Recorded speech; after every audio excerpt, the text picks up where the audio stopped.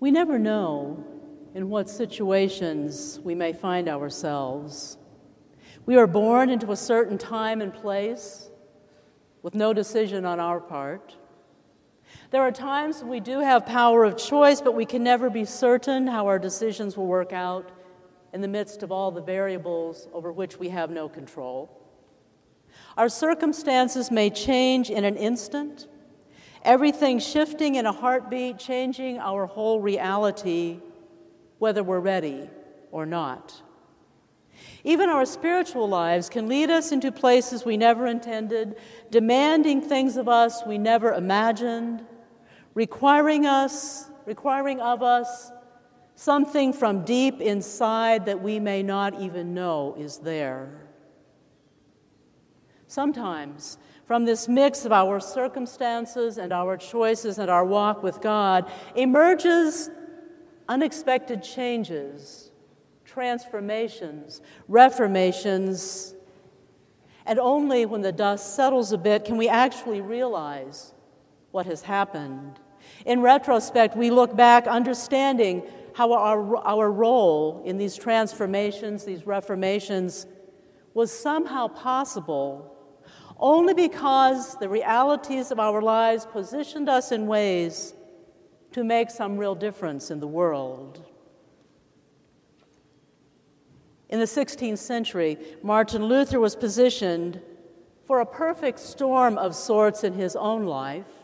In a sudden, startling encounter with lightning, Martin Luther experienced a wake-up call, responding to this perceived call by giving up law school and becoming a monk. The religious, political, economic milieu of his day was rampant with corruption and moving in many destructive directions. In time, his own personal life was in turmoil. His troubled soul terrified him to the core of his being, leaving him feeling separated from God, struggling to find some real relationship with the divine, some assurance of God's love in his own life. In his dark night of the soul, he found no comfort in the church, nothing there to help him through. Luther's struggles in his own life, in the midst of the corruption of his day, led him to understand new ways of God's promises found in Scripture.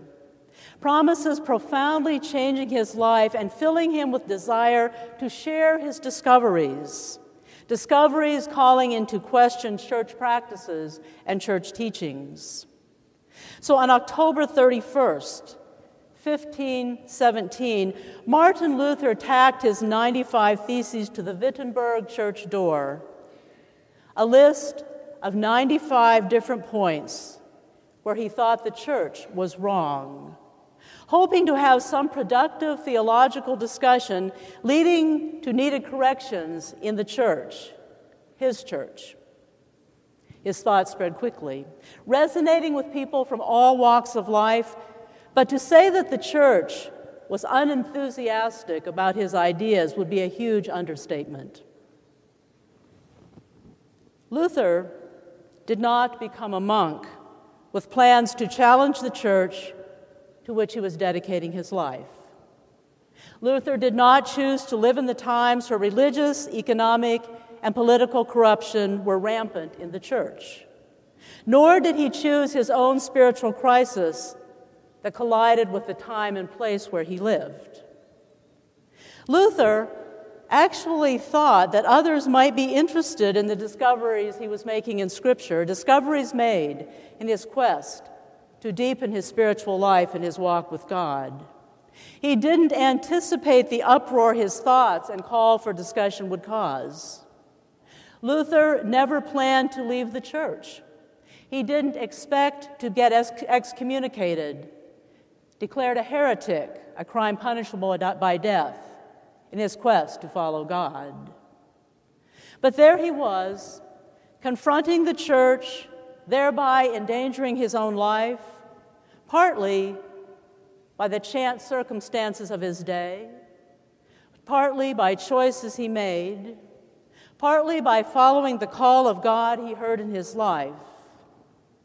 He was pretty much just living his life as best he could, trying to do what seemed right in the situation in which he found himself, in the times in which he lived. In the moment, Martin Luther had no inkling his spiritual turmoil, the socio-economic political milieu of the day, his sense of alienation from the love of God and the institutional church to which he had committed his life would collide to create the perfect storm from which the Reformation would emerge, creating a new religious way of being in the world and changing the world forever. Esther, too, finds herself in chance circumstances faced with choices for a life with no hint of where this will take her.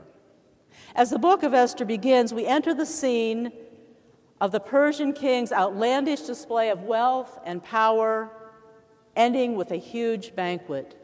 In the midst of the drunken merriment, the Queen Vashti is summoned to appear before the king and his cronies to show off her beauty, wearing her crown, and only her crown. The king is enraged at the queen's disobedience when she refuses his command.